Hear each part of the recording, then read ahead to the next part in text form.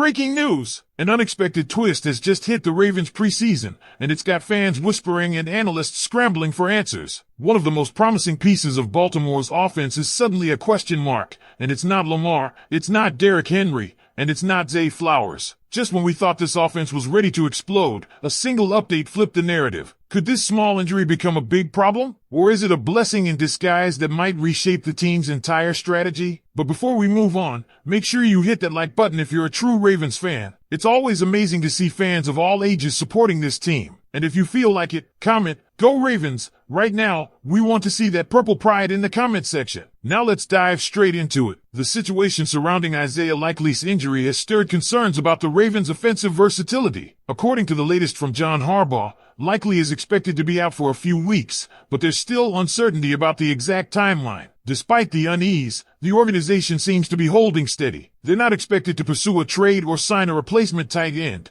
and that decision is loaded with implications. The front office appears confident in the offensive weapons already in place. Lamar Jackson's elite playmaking, Derrick Henry's power, Justice Hill's agility, Mark Andrews' consistency, and the trio of Rashad Bateman, DeAndre Hopkins, and Zay Flowers make up one of the most dangerous arsenals in the league. While Likely's absence certainly stings, especially considering his exceptional hands and catch radius, the Ravens appear to be betting that next man up will be enough. That leads us to an intriguing question. Can Charlie Kolar step up? When asked to compare his hands to Likely's, the answer was a clear no. Kolar may be the better blocker, but he's not regarded as a pass-catching threat of the same caliber. This shift could change how the Ravens run certain formations, especially in two tight end sets. It also puts a greater spotlight on players like Rashad Bateman, who's been generating buzz all offseason. With the team needing someone to fill the void left by Likely, Bateman is primed to be a larger part of the offensive scheme. He's been described as a potential breakout player, and his chemistry with Lamar could be a major X factor this season.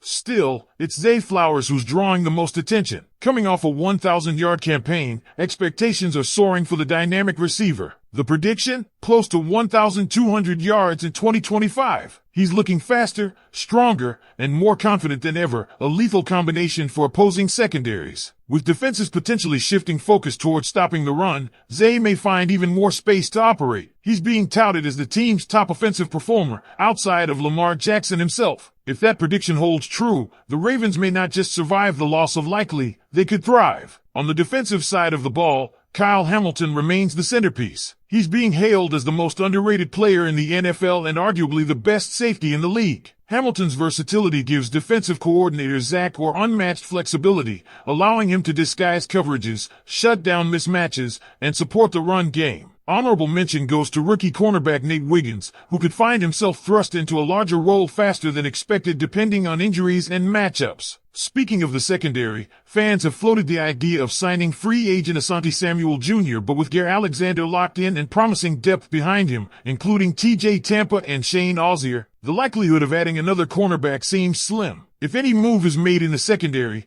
the team is more likely to target a safety. And that brings us to another area of quiet concern, Jaire Alexander's knee. After missing practice, getting it drained, and returning the next day, it appears the issue isn't serious. Still, fans are being cautioned to expect that Alexander may miss up to 6 games this season. That reality puts pressure on depth pieces and rookies to be ready to step up when called upon. But it's not all bad news. Rookies like Mike Green are making noise. Can he notch 7 sacks in his first season? It's ambitious, but not impossible. He won't start off as the team's top edge rusher. Odafoa and Kyle Van Noy will likely carry that load early, but Green could emerge as a difference maker by midseason. And for a team that needs to improve its pass rush, his development is a storyline worth tracking. As we shift our focus to the preseason, there are 3 major areas to watch. First, penalties. Last year, Baltimore led the league in penalty yards, a stat that cannot repeat if this team wants to contend for a Super Bowl. Second, rookie performances. From names like Teddy Buchanan and Jonty Wester to Ruben Lowry and Annis Peels, this is the time for the young guns to make their mark. And finally, the kicking battle. While Tyler Loop appears to be leading the way,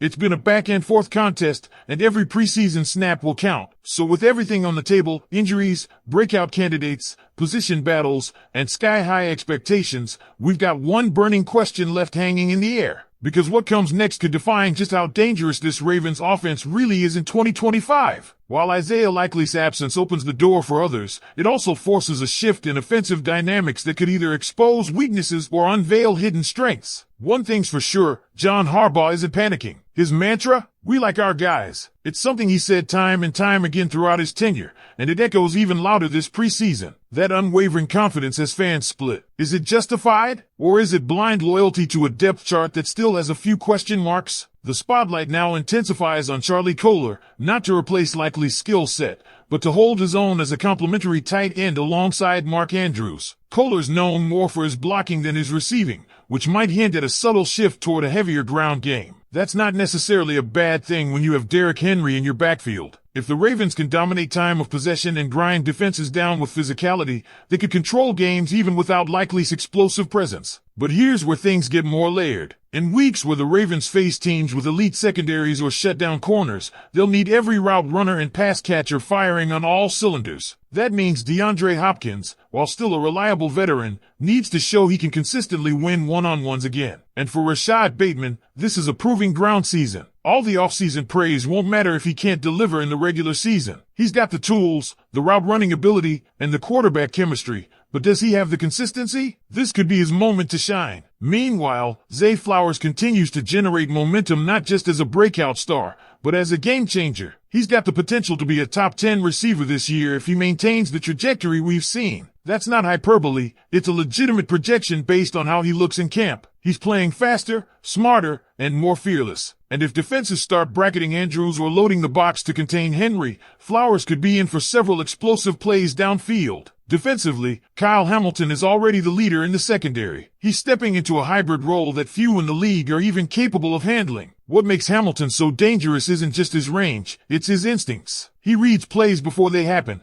and when he moves, it's decisive. Pair that with a maturing cornerback group and the Ravens could quietly assemble one of the most versatile secondaries in the NFL, assuming health holds up. And that brings us back to Jaire Alexander. As talented as he is, durability concerns are real. Getting his knee drained this early into camp? That's not a great sign. Fans are being advised to prepare for 6 games missed this year, which puts the onus on rookies like Nate Wiggins and depth options like Ruben Lowry. Speaking of Lowry, don't sleep on this kid from Chattanooga. He's making plays. Despite being a UDFA, he's already turning heads in camp. If the Ravens continue their trend of bringing at least one undrafted rookie onto the final 53-man roster, as they've done with players like Bo Braid before, Lowry could be the one. Another name to track closely? Keaton Mitchell. Last season, we only got flashes of his potential. But now that he's fully healthy, this preseason is his runway. Coaches will want to test his legs and see if he's fully recovered from the knee issues that limited him previously. If Mitchell can recapture the burst he showed early in his rookie year, Baltimore might just have one of the most lethal running back duos in the league. And while we're on the topic of high ceilings, let's not forget about Mike Green. The rookie edge rusher has fans buzzing about the possibility of a 7-sack campaign. It's ambitious, no doubt,